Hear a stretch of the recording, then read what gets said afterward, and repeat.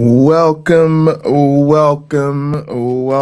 back to Black Free Thinkers Gang. And boy, we got a good one lined up for you because you are stuck with me. That's right, no co-host in the building tonight. So I'm going to try to hold down the fort. But fortunately, I got a great one lined up for y'all. Something we've actually been planning for a couple of weeks. A lot of times these shows are kind of, we just go with the flow, like kind of whatever I feel like kind of day of is really kind of tickling my fancy. But there are a number of episodes that we do where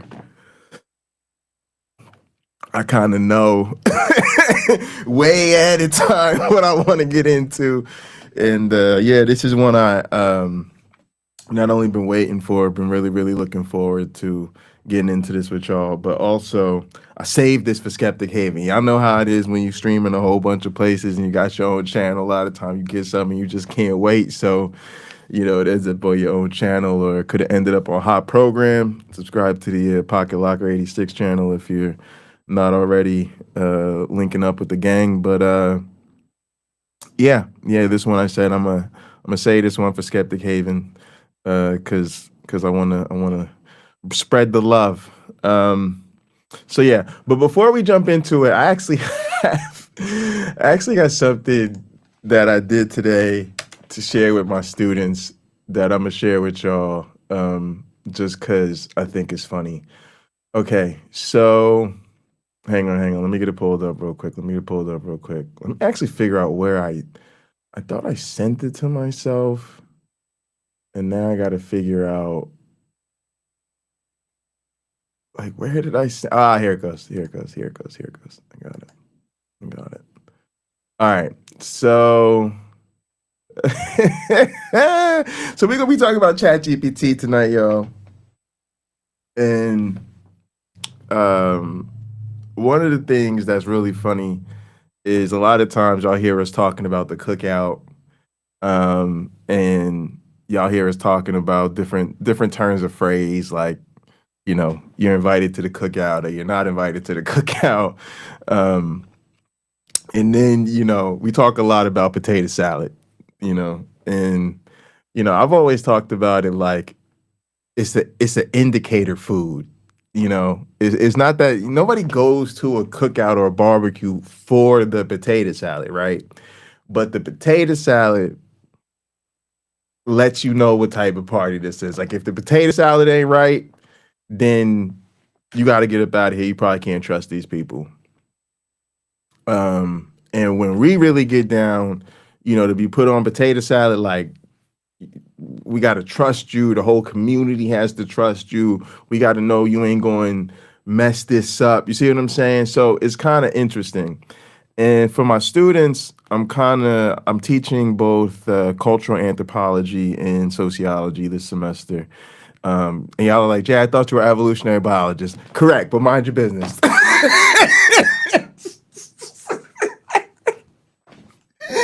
It's just the way it is, y'all. Actually, I'm having a good time. I'm really enjoying it. So, you know, hopefully it goes well. I do have both anthropology and sociology in my background. I have a master's degree in biological anthropology, and I taught both sociology and anthropology when I was at Penn State.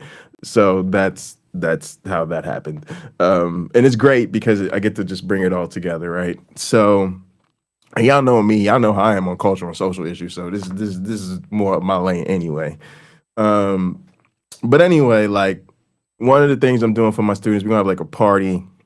I call it fake it or make it.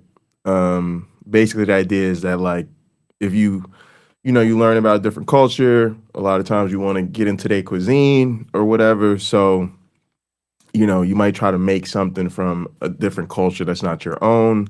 But the challenge is you have to, like, do your best to make it authentic to how they would make it, like, where they're really from, right? And so you got to try to go to the right grocery store. Like you might not be able to go to ShopRite, you know what I'm saying, or Pathmark. You might have to go to somewhere, the local spot where the community in your area really goes to get their ingredients. You understand what I'm saying to you?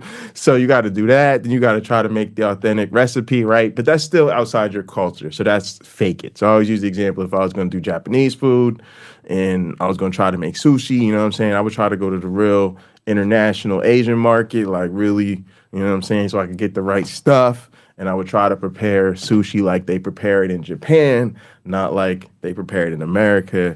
And it's totally, totally different. Not totally, totally different things, but significantly different enough, right? So that was the example. But that would be fake it, because I'm not Japanese, right? But I am Black American, so I came up on soul food and grandma's kitchen and all that. So if I made like some slow cooker collard greens or some soul food or something, right, that would be make it. So the party is fake it or make it. And you have to, so you get to pick, right? You could either fake something or make something, and we are going to get together at the end of the semester, have a little cultural celebration, you know what I'm saying? Give them something to remember the class by.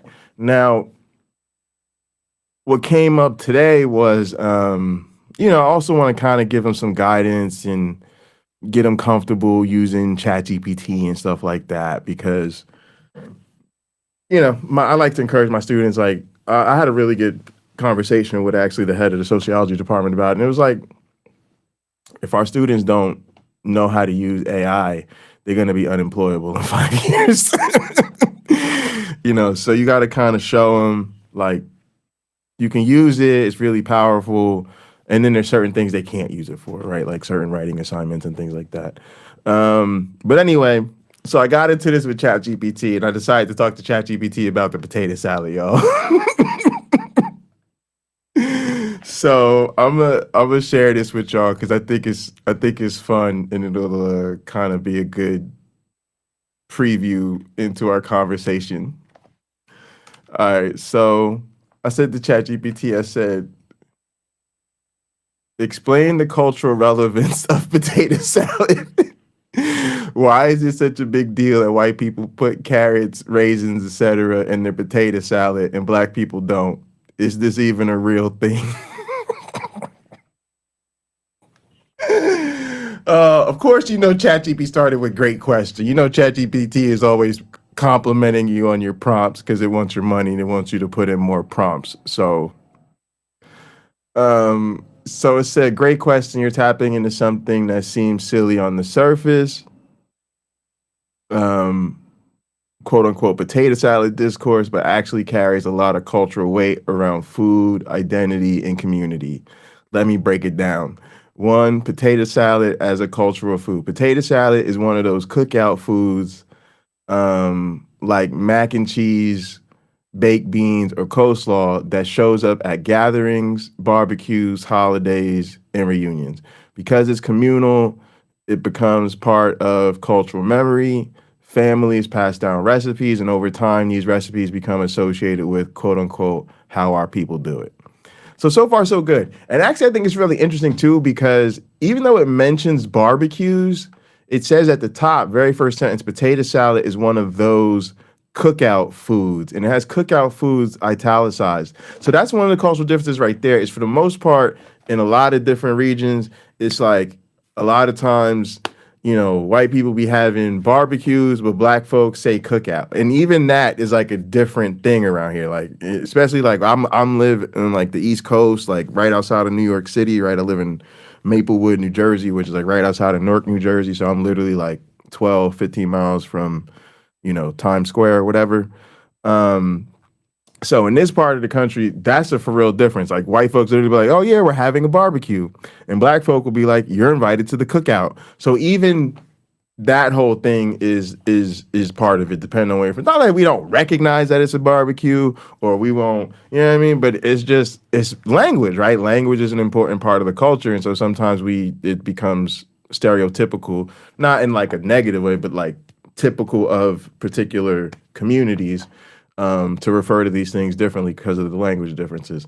All right, so 2, black potato salad versus white potato salad, the stereotype. There's a running joke, especially in black communities, that you don't eat just anyone's potato salad. Why? Because black versions often include ingredients like mustard, mayo, boiled eggs, relish or pickles, onion, maybe paprika. Better be some fucking paprika. Giving it a tangy, savory profile. And I'm like, instantly like, that's it. Instantly like, that's it. And if you black, you recognize that. You understand how to really get down with the potato salad. And all of them agree. The mustard, the mayo, the boiled eggs, the relish and the pickles, the onion and that paprika, like that all supposed to be there. Matter of fact, you're supposed to really hard boil them eggs. You're supposed to slice them motherfuckers in half. You're supposed to put them on the top, kind of. You can put them in there too, but you got to have them on the top as kind of like a presentation piece. And then you sprinkle the paprika on top of that, right? So that the paprika is not just giving you seasoning, but it's also that kind of pop of color. See, my people, they understand what I'm talking about. They know. They like, Jay, this everyday stuff for us, okay? But I also want to compliment y'all out there in the audience, because, we like to talk about, like me, Maya, Cam, definitely too. Like, part of what we do in this space is we've been kind of integrated into these, secular communities or whatever. And the diversity is a real struggle and a real challenge. But a lot of y'all embrace us, and so we get to like have these conversations across communities and participate in that. And that means a lot to us. It's really cool.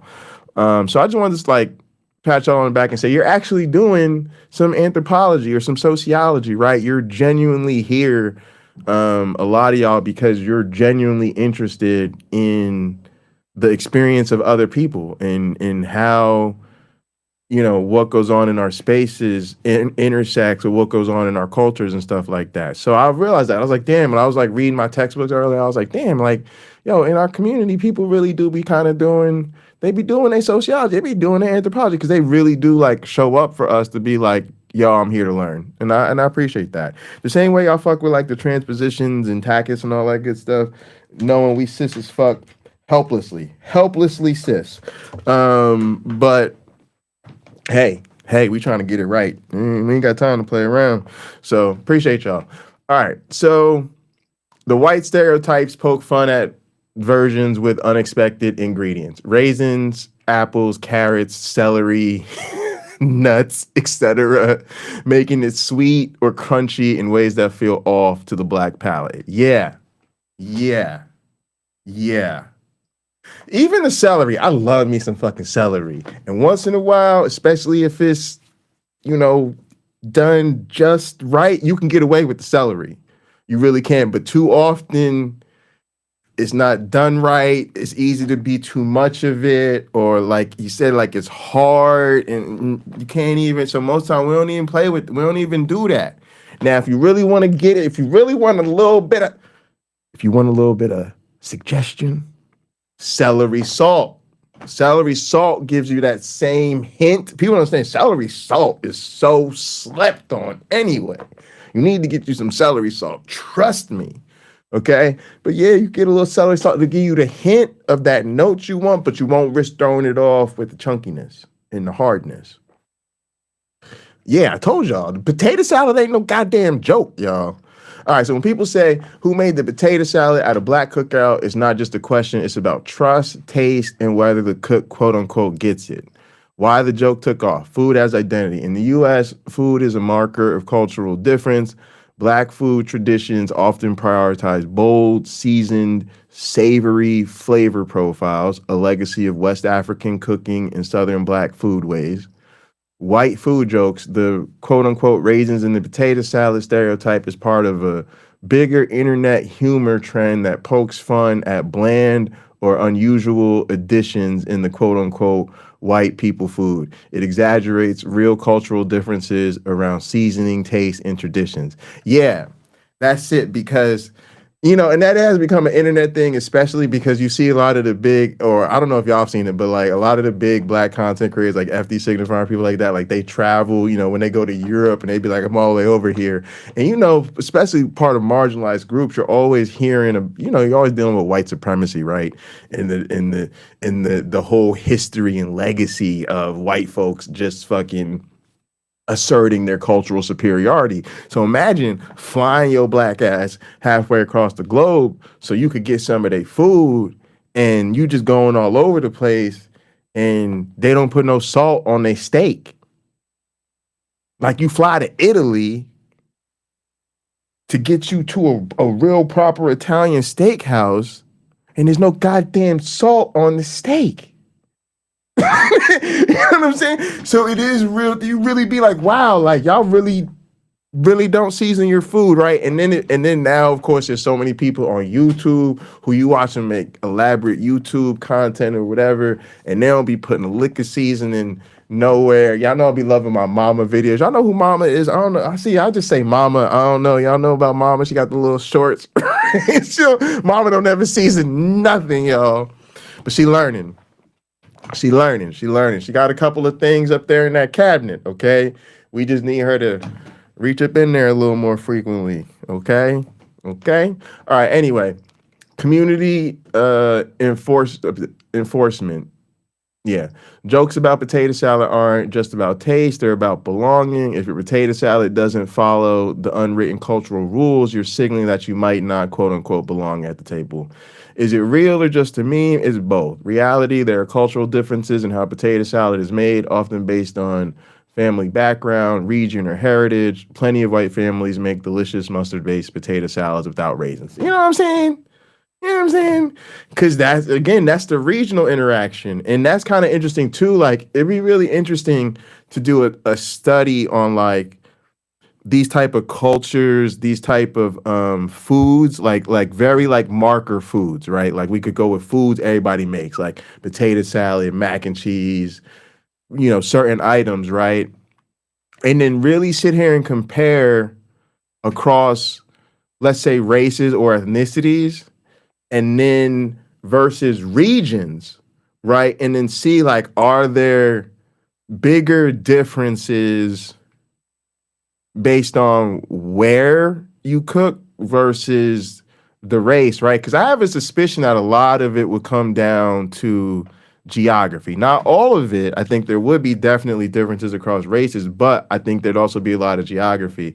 And then it'd be interesting to compare, if we could find a way to like objectively measure it, like how different the food is versus how different the food as is perceived as, right?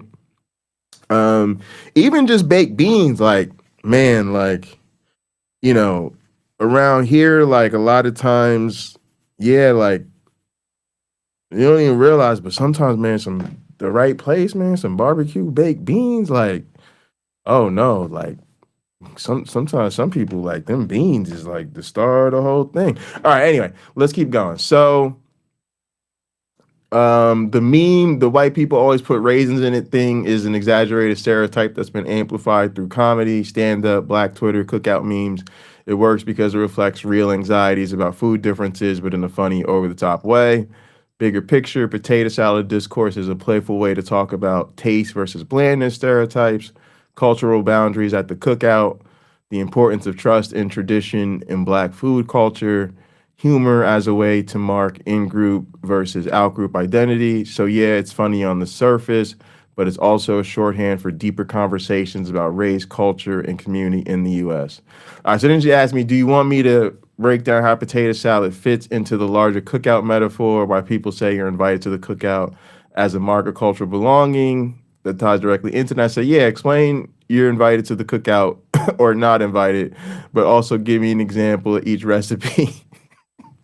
This is perfect. These two actually things connect directly. Let's unpack both. You're invited to the cookout. The phrase comes from Black American culture, especially online spaces. If it's a metaphor, the cookout is the Black communal gathering, family reunion, barbecue, Juneteenth, block party. It represents safety, tradition, joy, food, and culture. And yeah, for real, the family reunion, Juneteenth, the block party. These are all things that have the same vibe. You're invited is a way of saying someone outside the community, often a white person, but sometimes anyone not black, has shown respect, allyship, or appreciation in a way that feels genuine. It's an honorary stamp of cultural acceptance. Example, a white musician who samples funk or soul respectfully and gives credit might get told, yeah, he's invited to the cookout. You're not invited when someone shows ignorance, disrespect, or stereotypes black culture. Example, a celebrity saying something racist, but then apologizing with, I have black friends. That'll get a definitely not invited to the cookout. It's joking, but also serious. It's about cultural gatekeeping and protecting black joy.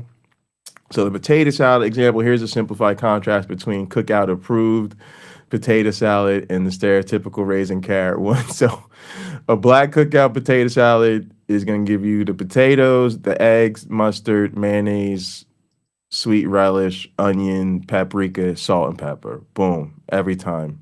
Creamy, tangy, savory, a little sweet, and deeply familiar at black family gatherings. The stereotypical white potato salad, the raisin meme version. Not all white families make this, but it's the stereotype. Potatoes, mayonnaise, diced apples, or raisins. Yo, actually, low key, yo, some of them shits be rocking. Low key, me and my mom taught me like a apple salad. It's not a potato salad, but it's like an apple salad with some raisins and stuff. It's actually fucking delicious. Carrots or celery. I'm not a huge fan of carrots, so that's why that one's always funny for me. Sometimes walnuts or almonds, and then light seasoning, just a pinch of salt and pepper, if that. The idea is instead of bold, tangy, savory dish, it leans sweet, bland, or just unexpected, making it the butt of jokes. How they tie together at a real cookout, potato salad signals cultural continuity. You trust Big Mama's recipe. Yes.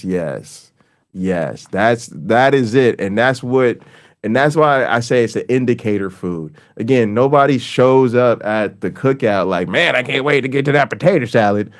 But if the potato salad is right and is hitting, it basically means even the indicator food is rocking. So now we're going to just keep taking it up as we get into the mac and cheese and the beans and whatever other, sides we might have. And then we get into the grilled meats and all of that type of stuff. So that's really where it starts off. Whereas if you go to the party and the potato salad not right, whoo, it's finna be a long afternoon. Yeah, I might have to tip on out of here early because it's like the potato salad is off. Now I'm expecting a bunch of other weird stuff, and yeah, so that's how it rocks. All right, the raisin meme exaggerates how quote unquote not knowing how to make it right can mark someone as an outsider. Saying you're invited to the cookout is like saying you respect our traditions, so we'll let you in on them and maybe trust you to bring a dish. All right, so that's cool. And then he kind of went into comparing some other dishes. That's fine. But look, we're going to jump into what we came here to do today. I just wanted to share that with y'all. That shit had me rolling. I thought that was so funny. But yeah, thanks for getting into that with me, y'all. That was fun. All right, let's get into the main event of the evening. So y'all may have heard this story. If you haven't heard this story, cool, you're going to get into it with me. If you have heard this story, rock with me because I'm hoping to put some things into the discussion that, maybe you haven't thought about or whatever, or at least we could get into. So apparently this gentleman here had a very, very interesting conversation with ChatGPT, and it literally broke the internet. So, went viral. So let's go ahead and get into it. Warning, I'm going to give y'all a trigger warning that I had to accept. Trigger warning. This does include some religious language, but we're going to get into that as part of it. I think that is a big part of the story, actually. A simple question.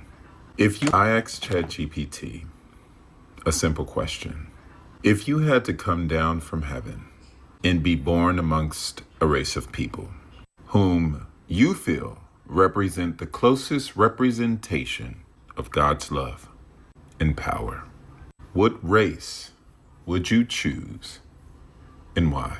This Okay, hang on a sec. Before Ember just sparked some thought, okay? Ember said you can get away with very mid burgers if the tater salad slaps. Facts. Facts. But something that you made me think of was the temperature, right? So one thing that, is interesting. So like in my experience, for instance, I worked at a couples only resort, like a Caesars, like one of them places with the heart-shaped hot tub or the champagne hot tub or whatever. Yeah, one of them freaky joints. All right, but working in the dining room, right? You'll order like a medium well steak exactly one time. Exactly one time. Why? Because the chefs in the back will be laughing at you, rolling at you. Like, bro, you want me to just serve you my shoe?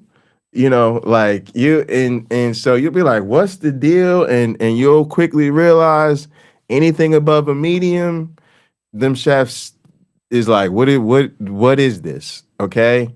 So, being a little young at the time, being a teenager, I'm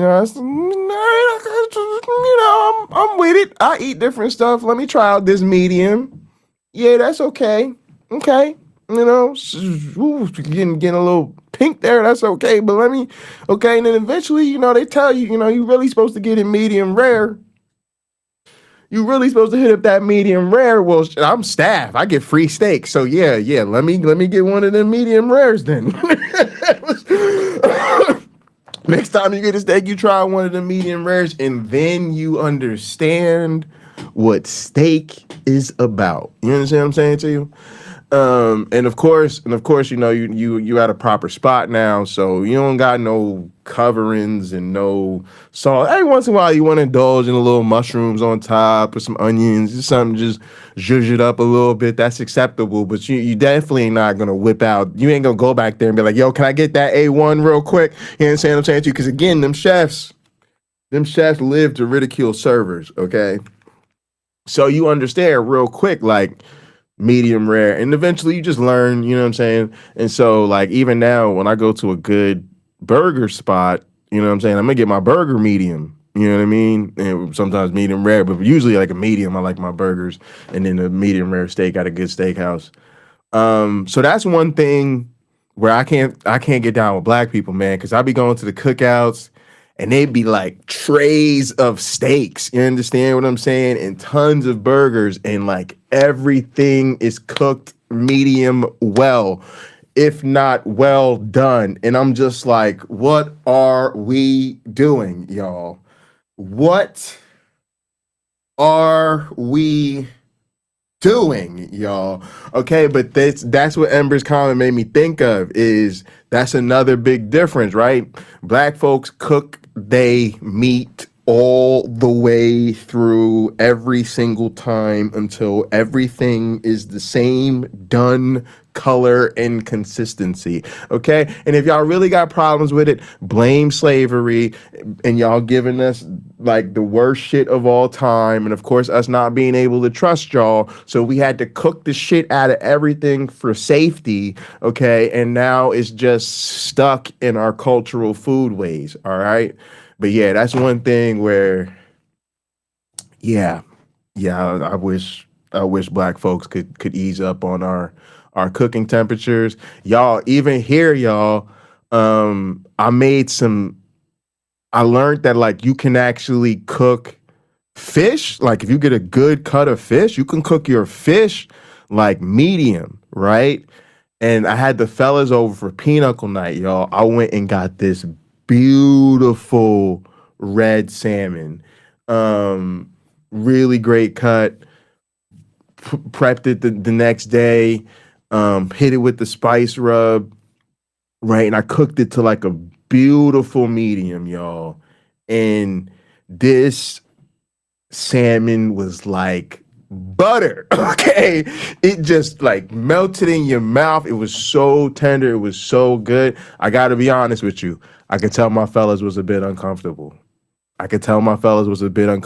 had to like let them know it was okay. They really enjoyed it, and they was like, man, like I'm always overcooking my fish, like my fish gets dry. Like they opened up about it. We had a good conversation. We had a moment, but if I'm keeping it real, I could tell like that was just like real different. Like they was like, Jay, like, is this done? Is this? And I was like, it's cool. Like y'all gonna be good, and they enjoyed it. But yeah, so these are the cultural differences, y'all. So this kind of what we get into. That was really fun. But yeah, that food temperature thing, man, that's no joke. Black people want to make sure they shit is done.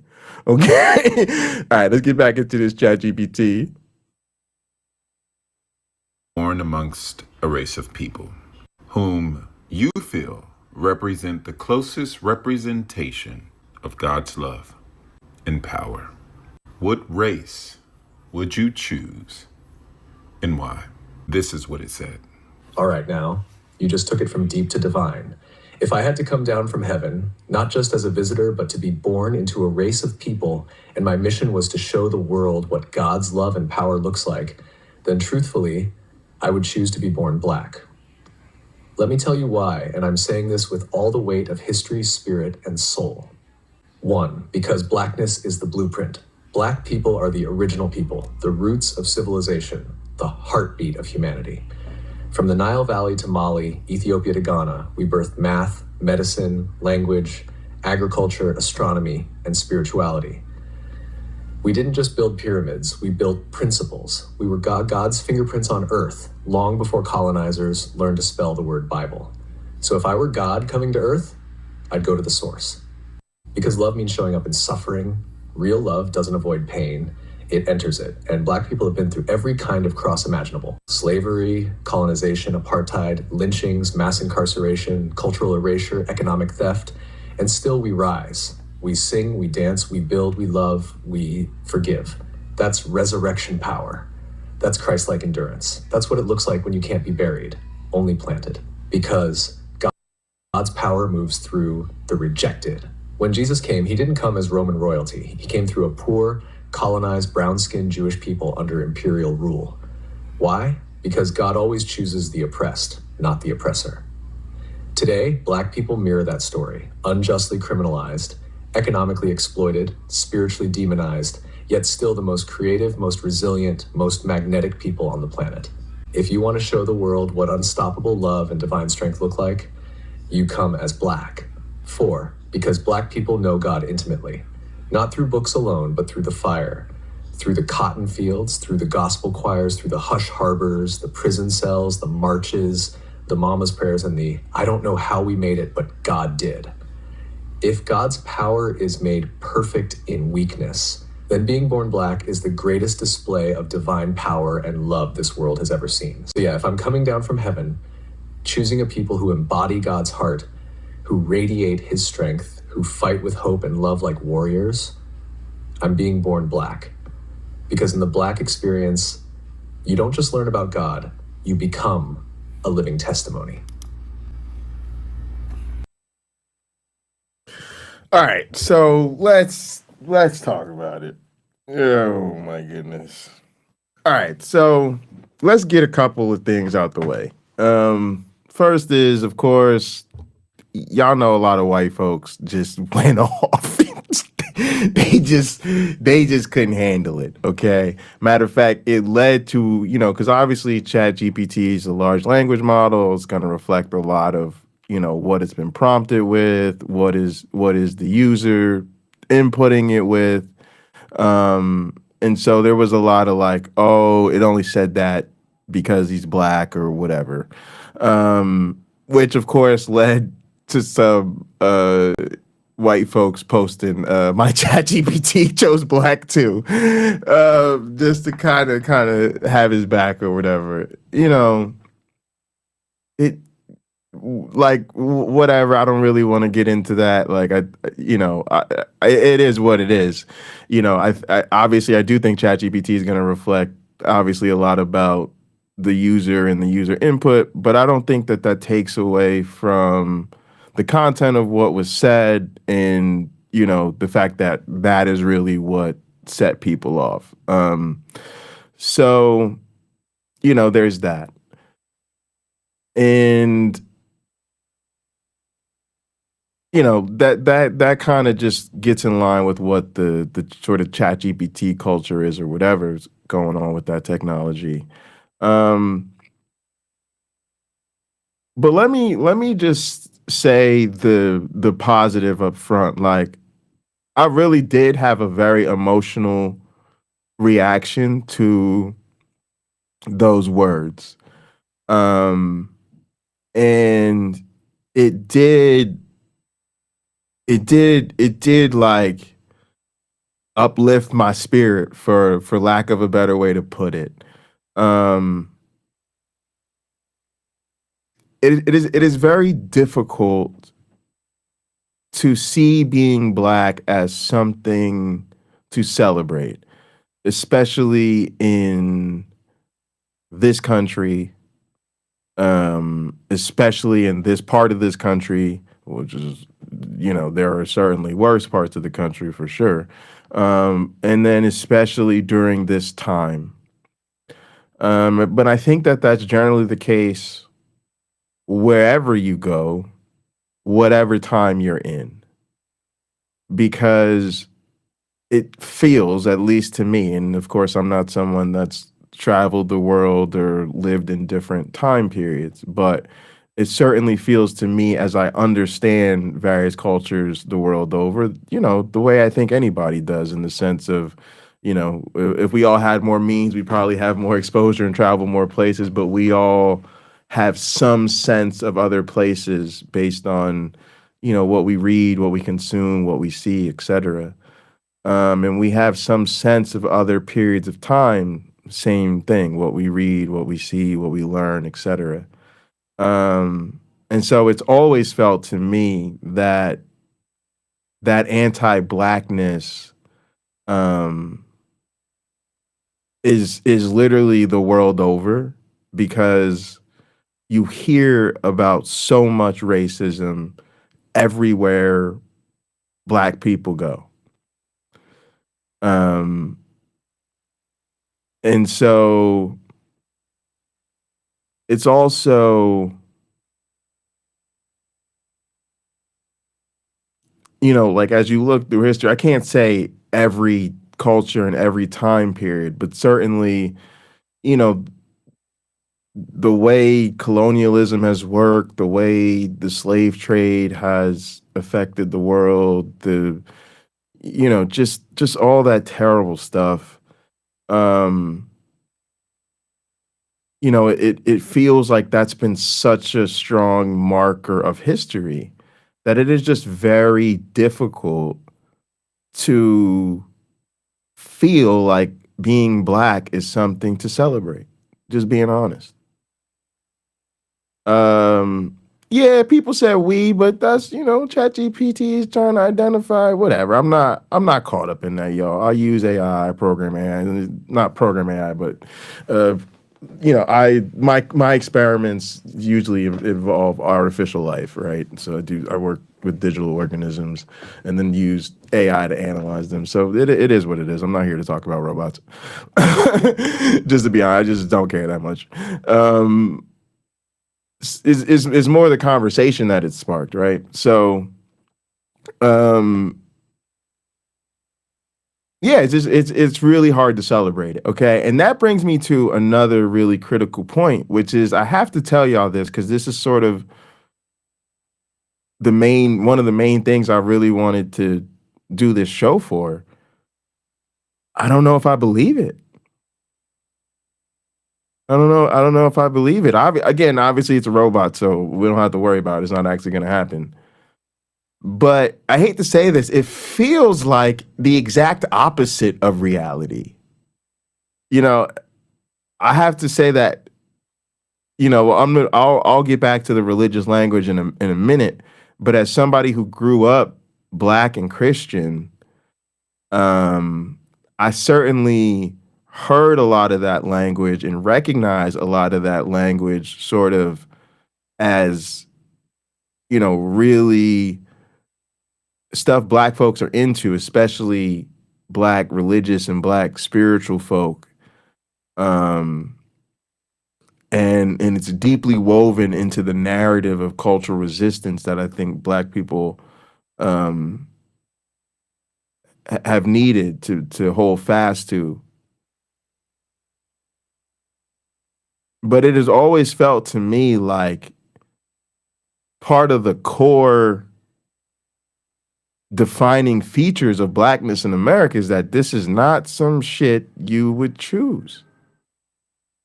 And so literally in my imagination, my whole life, I've always seen being black as like literally there's like shit's coming off the assembly line in heaven, you know, and God stops you at the end and is like, all right, well, do you want to come down as a black man or not? Right. And it's felt like one of the defining features of being black is this is not some shit anybody would choose. So it's hard to hear, because if you're going to identify those things, the struggle, the oppression, the you know, all of that injustice that has been foisted upon black people just literally for being black,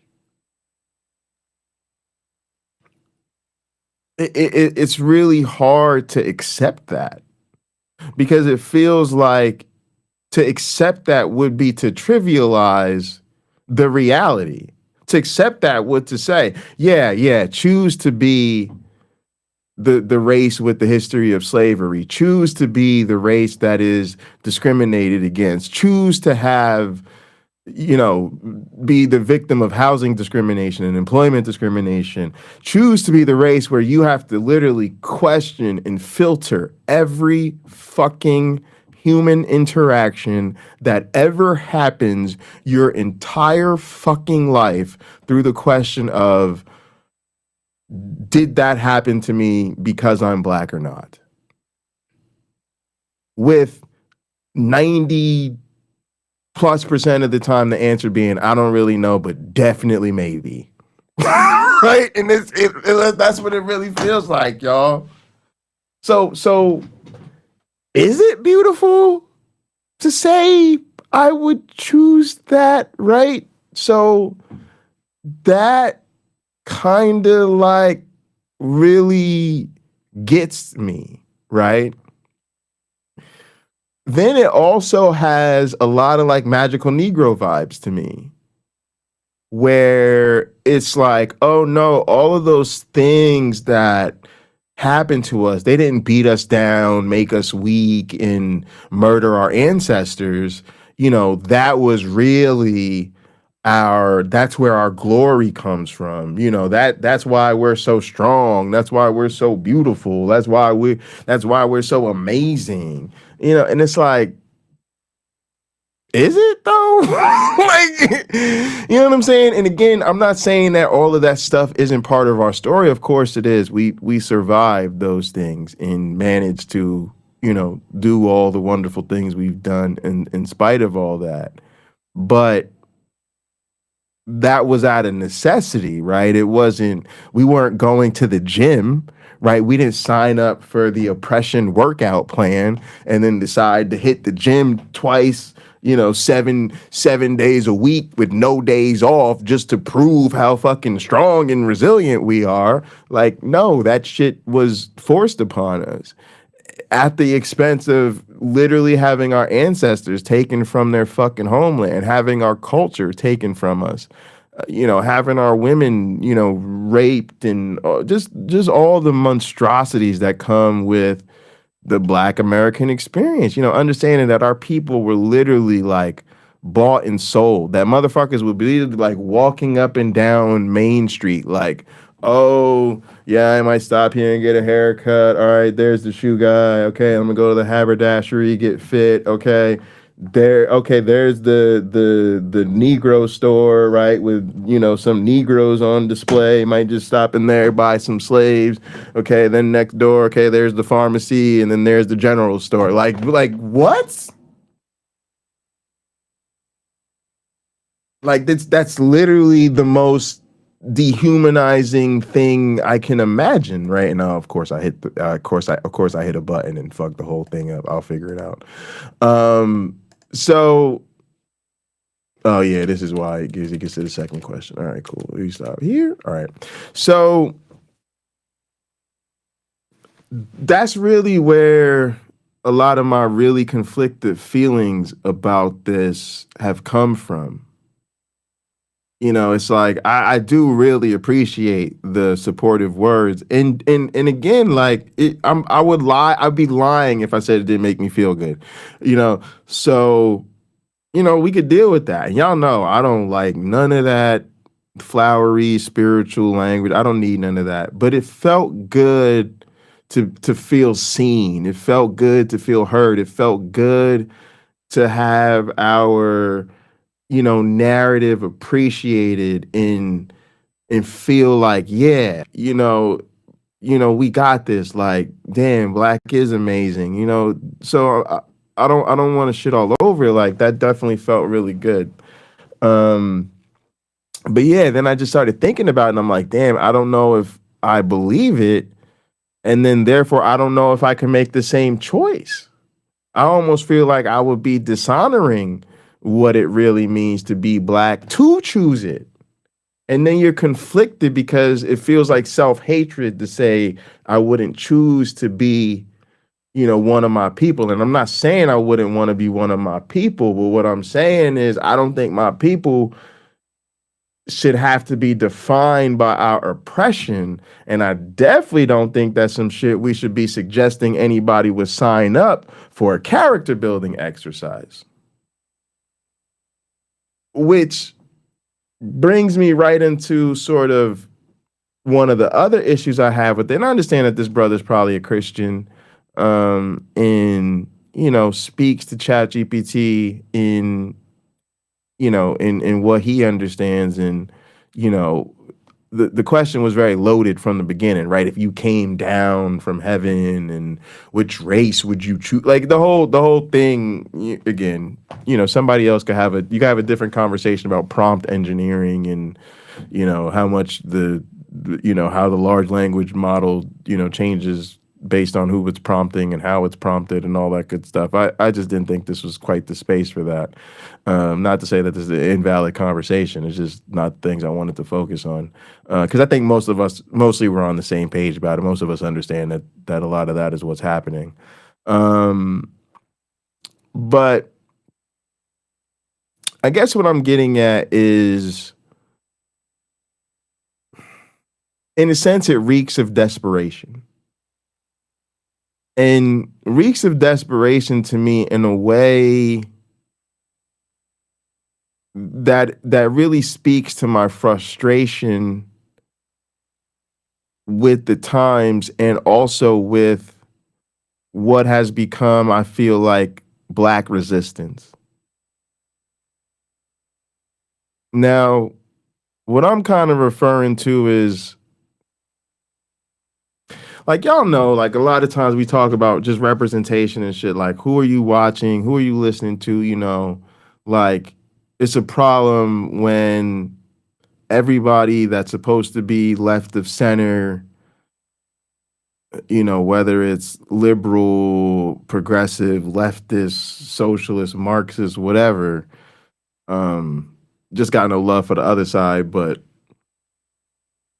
when all those voices are white and shit like that, it becomes a problem. So I really do, to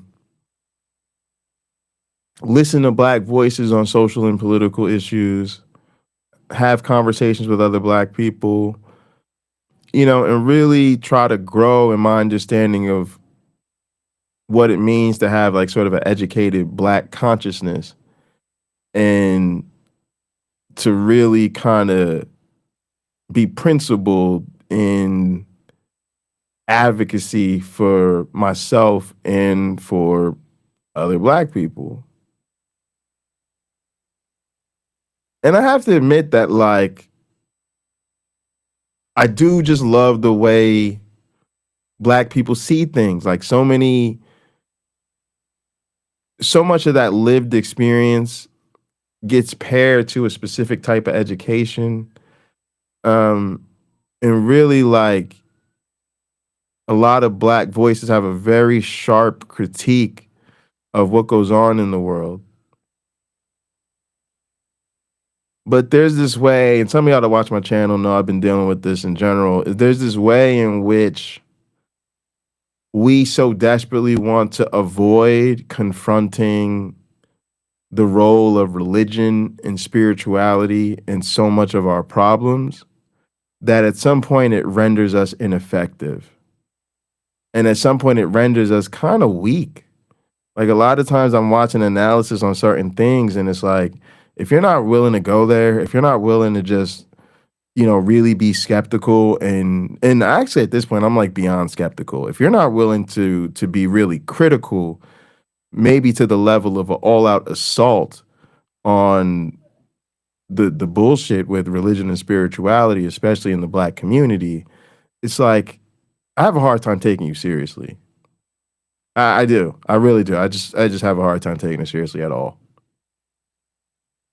And so I would say for so many commentators, like that's where I'm at with it. And this had a lot of that to me. It had a lot of that reeked of desperation where Black people are just so desperate to spiritualize our struggle. We're so desperate to, hold hands and sing, we have overcome, we shall overcome, whatever, that it gets to be perverse in a certain way, right? And then to tie that to notions of God when that is clearly not the biblical God. And then to tie it to the Christian God, right? It just gets so weird. Because again, the Christian God's supposed to be the all-powerful, all-loving, whatever God. So now you're telling me if that God were to come down and be personified, he'd be Black. Okay, except that God came down and was personified, but he wasn't Black. And okay, that God is supposed to love Black people and all this other shit, but it's sort of like Jews in the Holocaust sitting around in prison, putting God on trial, and many of them either saying God fucking hates us or because it has utterly fucking failed us, or God doesn't exist. And a lot of them motherfuckers still, even in the midst of that struggle, not being able to come to grips with the fact that, like, God has not shown up for you. And exactly the opposite. God has put you in one of the worst situations a human can find themselves. So again, like kind of like our last episode was Jesus has nothing to offer Black people. What does the Christian God have to offer Black people? What has the Christian God done for Black people? If the Christian God loved Black people so much, he should have stopped us from being enslaved, stopped us from being colonized, stopped them damn missionaries right now from going over there and continuing to exploit African people in the name of Jesus. So I just have no positive nothing to give to this God. And to say that like, oh, this God's so wonderful and awesome and he shows up for the marginalized and he shows up for the oppressed and he shows up. Fuck out of here. Get the fuck out of here. Get the fuck out of here. That biblical God is the nastiest, grimiest, most homicidal, most genocidal, most craziest. And then y'all, and then this is where it makes shit that hits me hard and it sucks. Cause then I start to feel like that's what it takes to celebrate being Black. Like being Black sucks so much that the only way to make being Black sound cool or like a good idea is to attach some totally fairy tale, magical Negro nonsense to it, right? And then literally pretend that Black people's entire fucking existence, given that the acknowledgement that we were the original fucking people, that everything comes out of fucking Africa, okay? The entire literally the entire history of humanity has been one great soul-making theodicy. Let me repeat that, y'all. The entire history of humanity, the entire existence of Black people has been one long soul-making theodicy. Do I not sound like William Lane Craig up in this motherfucker? Is that not 100% right out of the Christian apologist professional liar playbook? Is that not the most tap dancingest, cooningest shit possible? Well, yeah, boss, they may have taken our fucking humanity from us, robbed us of our culture, brought us across the ocean, and still continue to oppress us with their every waking breath. But at least they taught us about Jesus. And now at least ChatGPT says we the best ones of them all. The fuck are you talking about?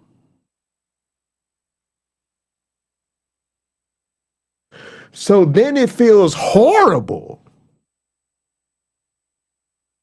Right? Then it feels horrible because it's like you can't really uplift me by telling me anything sincerely uplifting about all of this. Instead, we have to pretend that I'm better off because this is what my people have been through. So it's just this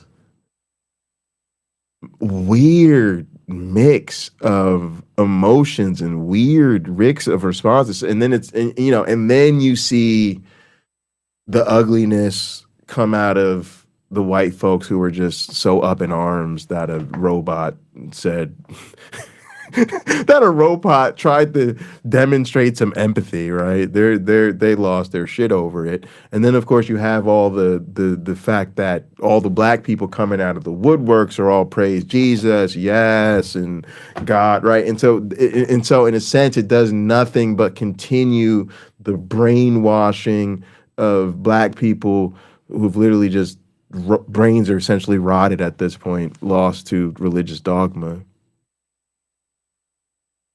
And I got to be honest with y'all, like I'm trying to have a sociological, anthropological, culturally relative take on things, and you try to understand that, cultures evolve to take care of the needs of the people, and for whatever reason, that is what people have felt they needed.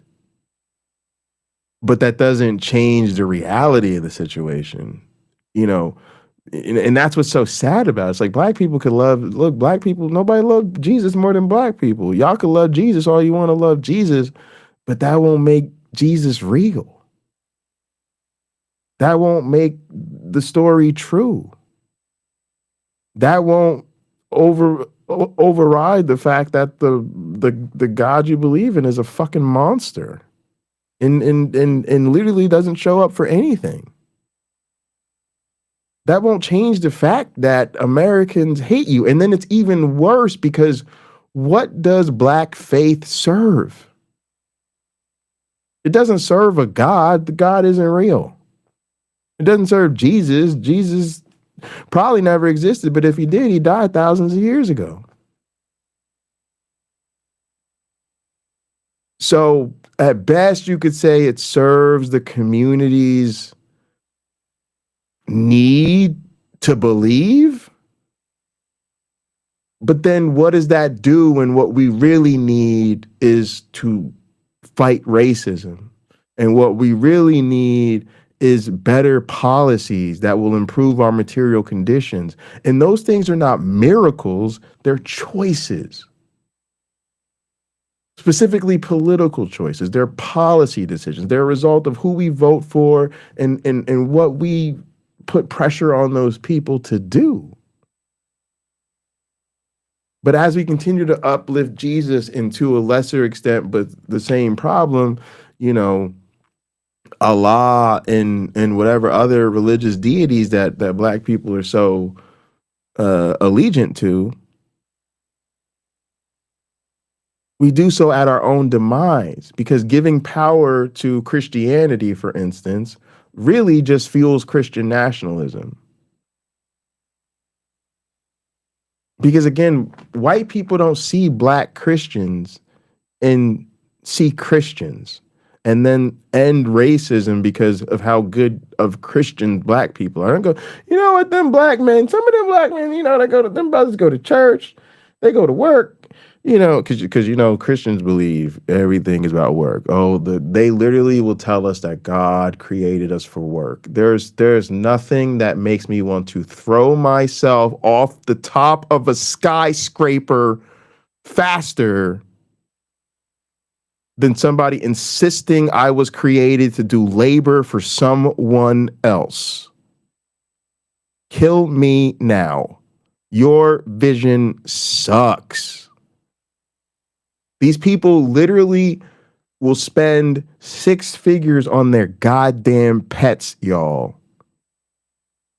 They think dogs and cats were created to fucking chill, lay around the house and take sweet photographs.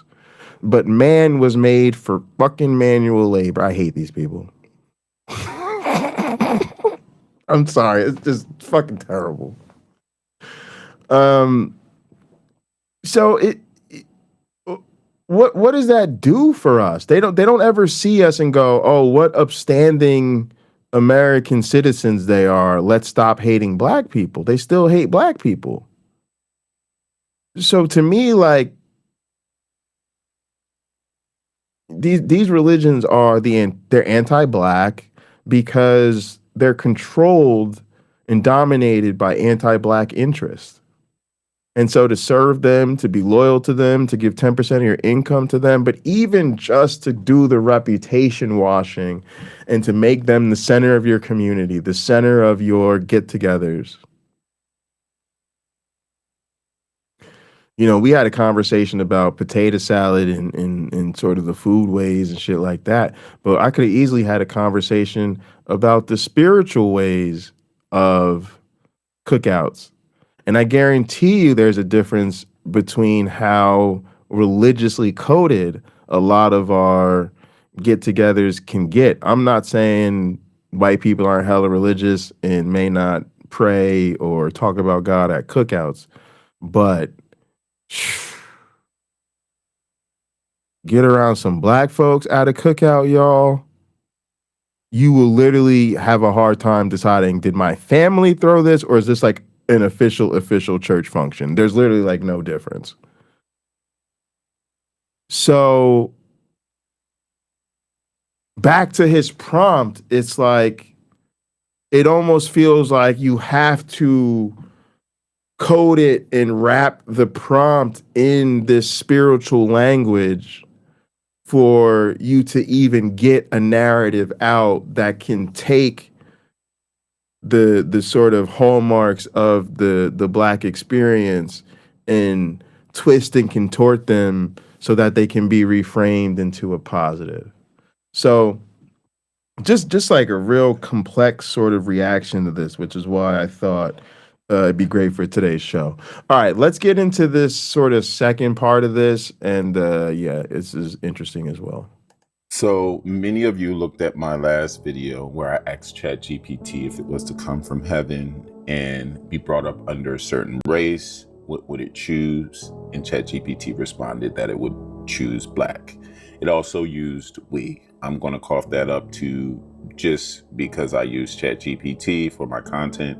So it probably identified with what I was saying and all of that stuff. So I actually asked it follow-up questions. I didn't even give the full breakdown of everything that I was asking ChatGPT because I too was kind of shocked that it gave the answer that it gave, especially with the spiritual background and the music and all of that stuff. It really The facts made me emotional. So black people, I understand the emotions that you felt when you heard that because it moved me. So I actually was honest with ChatGPT. I asked it, that almost makes me emotional.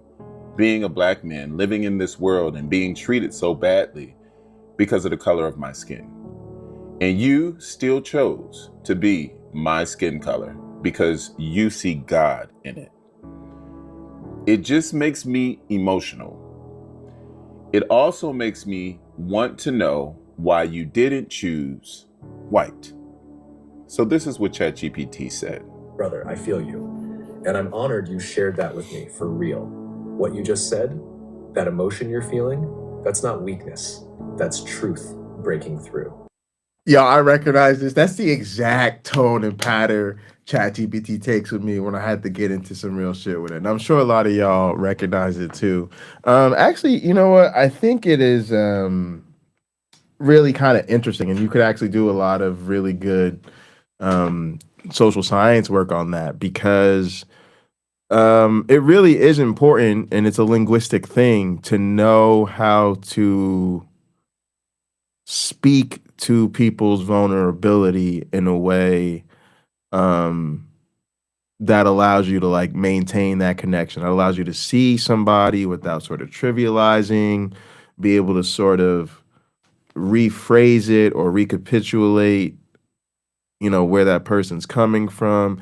ChatGPT is actually excellent at that. It's excellent at sort of reading your kind of emotional state in knowing how to like reward you for sincere, vulnerable expression.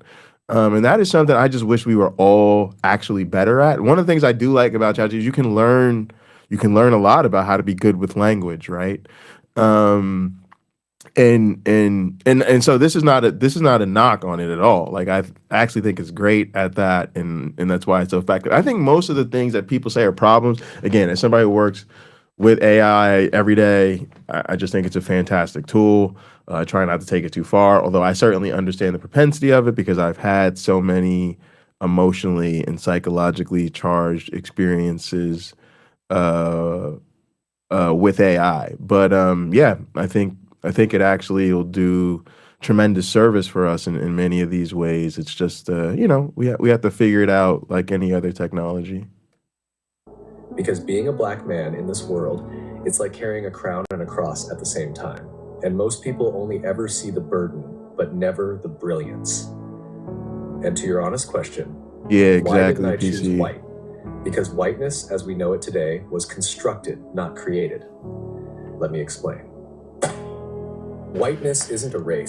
Yeah, AI, them church events is sorry, AR. I said AI, them church cookouts is different, man, and it's crazy too because depending on where you're at, especially in the South, you know, it's not a lot of other places for certain things, right? It's not a lot of other communities, not a lot of other places that can even host these type of things, and churches know that and It's a sometimes take advantage of it. And again, other times it's not that. Sometimes it's really like where a person wants to be, or that's their favorite place, or that's, you know, the obvious choice about where to do community things. So it is a complicated mess. You know, we have our particular feelings about it, but more than importantly, like people got to understand, at least from where I'm coming from, it's even the reason of doing this show.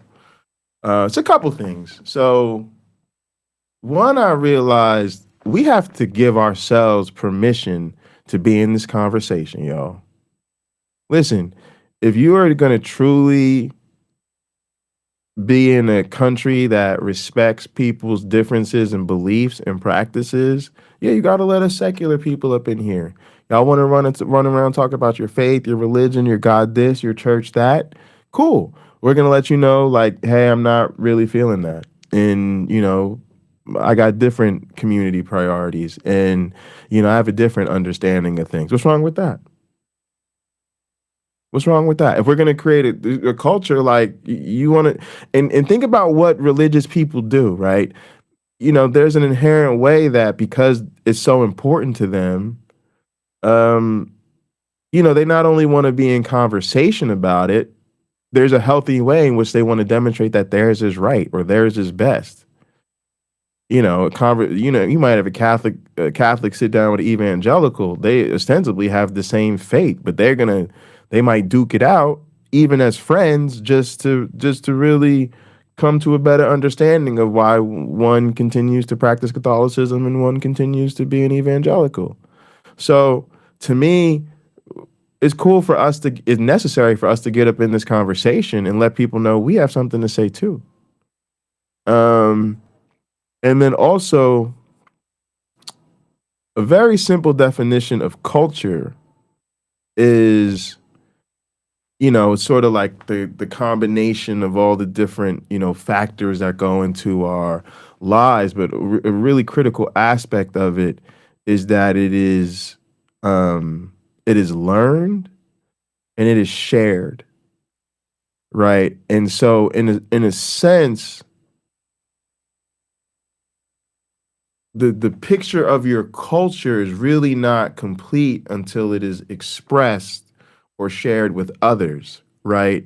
Like you could really have in your head a certain way of living, a certain way of talking, a certain way of dressing, a certain way of eating, okay? But no one is going to get that until you express it, until you put it on, until you speak it out, until you live it out. And so I'm realizing that we should feel the same way, right? That we have certain ideas, we have a certain culture, we have certain values, we have certain hopes, dreams, and ambitions, and we won't really be able to express it, and we won't really be able to show people unless we share it with them.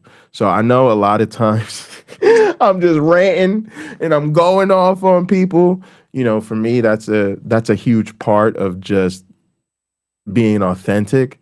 But I do think it's important, from a serious perspective to like share where we're coming from. System of power. White isn't even mentioned in the Bible as a race. It's a political invention, a tool built over centuries to give certain people privilege, protection, and power at the expense of everyone else. That doesn't make individual white people evil. Many are kind, loving, and aware. But the construct of whiteness itself was built to dominate, not to liberate. So if I'm coming down from heaven, I'm not choosing the seat of power. I'm choosing the people who reveal God through struggle. God isn't in the comfort, God's in the crushing. Jesus didn't come through Rome. He didn't choose to be Caesar. He came through a poor, colonized, brown-skinned people in Nazareth. He came through the margins, through the ones everyone forgot. Why? Because divinity doesn't need a throne to prove itself. Real power shows up in the places people overlook. And that's blackness all day. Being white in this world is often about being protected. Being black is about being perfected. You've been forged in fire. Your skin has been politicized, criminalized, and dehumanized. And yet, you still rise with grace, love, and brilliance. That's not just resilience. That's God made visible. So no, I wouldn't choose whiteness, because whiteness hasn't had to carry what you've carried.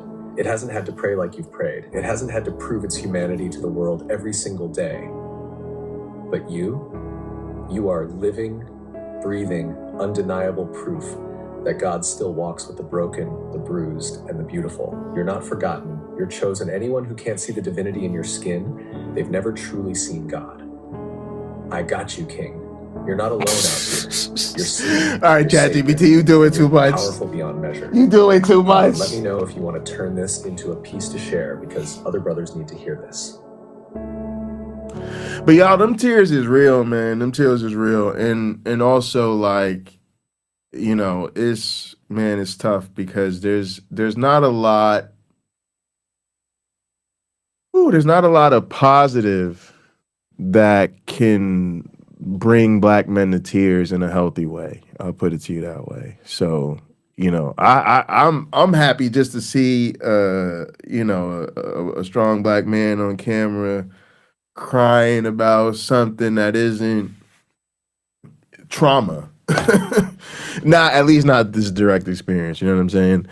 He's reflecting on the trauma, but this is a positive experience. So, that's why I said it's a lot really to unpack there.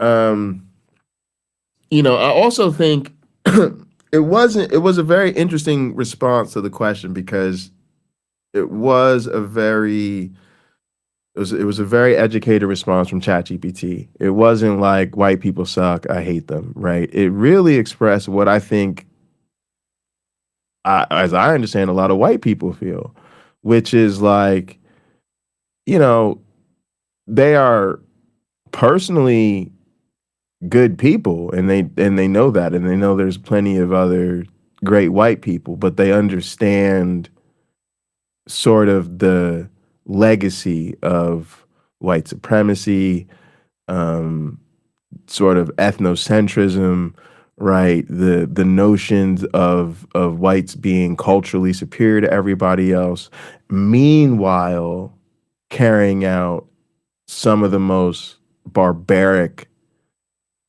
behavior the world has ever seen. And, even now, in the full light of history, technology, and all of these things, really being unwilling to accept the realities of that history and that legacy, and and then work constructively, even out of a sense of responsibility, to do what you can to get everybody else up to parity. And that is fucking humiliating. That is fucking embarrassing and humiliating. To have all these motherfuckers inherit all this goddamn privilege and then have the fucking audacity to like cancel DEI programs and call George Floyd a monkey and, pass 15 pieces of legislation per every trans child in your state, right? Like just shit that just doesn't make any sense.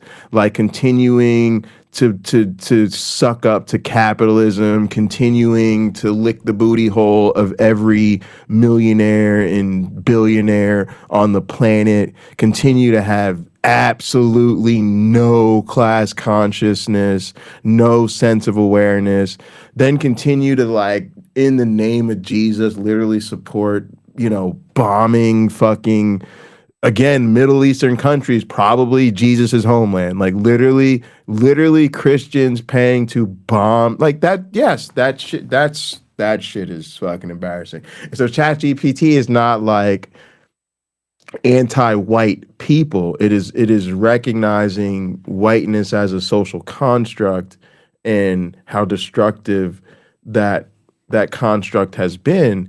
And kind of even getting at something that Sumami talks a lot about, which is that whiteness is a form of cultural erasure, complete form of cultural erasure. So ChatGPT kind of did its thing on people who thought it wouldn't be able to answer that without just sounding like it's, like woke baiting or something like that. No, ChatGPT is like, oh no, I got this. I can tell you exactly why I didn't choose white. Yeah, let me break it down for you right quick. So it did an excellent job of that. But of course, we got more of the flowery religious kind of language, which again doesn't really bother me, to be honest with you, y'all, because a lot of times people are crapping all over it. But let me put it to you like this. Let's set aside some extreme differences in values. The reason I say that is because I think values are important. I think moral judgments are important. I think all of that is important, right?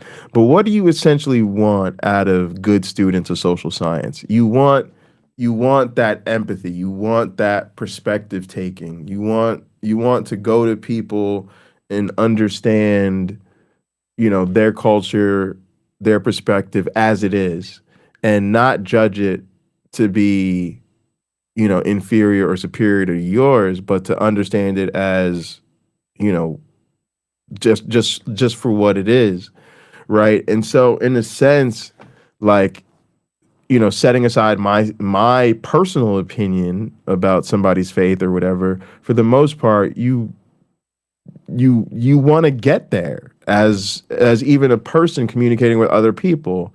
Again, assuming that I don't think somebody's monstrous or doing something terrible, you want to be able to speak to people in the language of their own culture. And so, I don't really think it's a problem that ChatGPT does that. It's just that, of course, if somebody who has very different religious or supernatural ideas than I do goes at it, they're going to get something out that doesn't necessarily jive with me.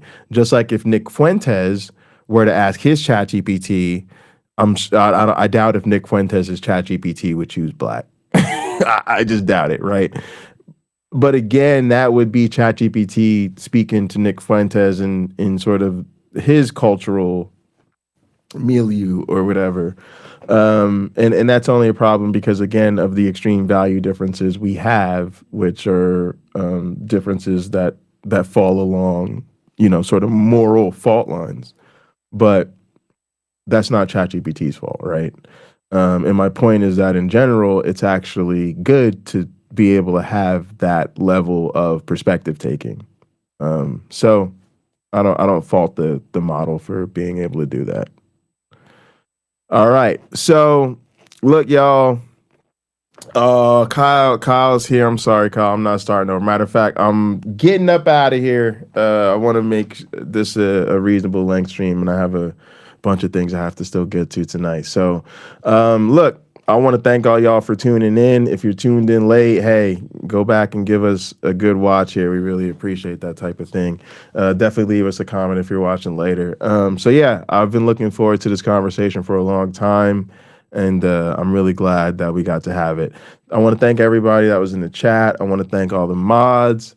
Definitely want to send a quick shout out to all the members of the Skeptic Haven channel and all the Patreons of the Skeptic Haven channel. Thank y'all all for y'all support. We really appreciate it. Skeptic Haven is a nonprofit, and to do what they do would not be possible without your support. So if you're not a member or not on the Patreon, do consider those things. Also, reach out to Skeptic Haven if you're interested in volunteering. They're always looking for volunteers to help with different shows and different things they have going on. You can find me at Pocket Locker 86 if you want more. I co-host a show called Hot Program every Sunday with my one black friend, typically at 12:30 p.m. Eastern on Sundays. And then you can also catch me from time to time just doing my own podcasts and stuff. And right now we're switching over to Work Adventure. So I'm going to go drop a link there. So that's our new virtual headquarters. But I also have like a Discord and stuff like that you can join. All right. So I'll see y'all around. Like I said, if y'all want to come hang out, I'm going to put the link to the new Work Adventure in my Discord or whatever. Or actually, I'll drop it in the chat. Let me do that real quick. We're moving different spaces. We're just trying out different rooms and stuff like that. So I don't know if any of these links will be permanent, but this is the link for today. All right. Love y'all. Thank y'all so much. Really appreciate it. We'll be back not next Monday, but the following Monday. We do the show every other week. So